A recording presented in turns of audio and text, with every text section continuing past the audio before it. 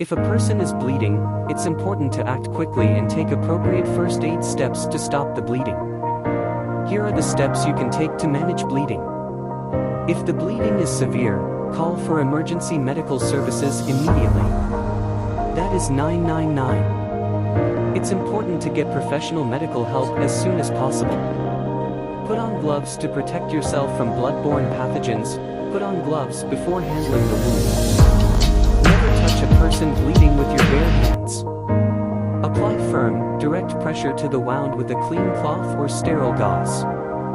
Hold the pressure for at least 5 to 10 minutes to allow the blood to clot. Elevate the affected area. Raise the affected limb above the level of the heart to slow down the blood flow and reduce bleeding. Apply a tourniquet. As a last resort, if the bleeding is severe and cannot be controlled with pressure, you may need to apply a tourniquet.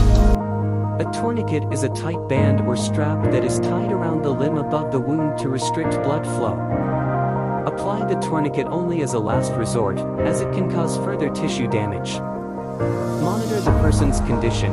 Stay with the person and monitor their condition until medical help arrives. Check their breathing, pulse, and level of consciousness. Remember, always seek professional medical help for serious bleeding. This video is brought to you by Mohammed Yunus, the student nurse.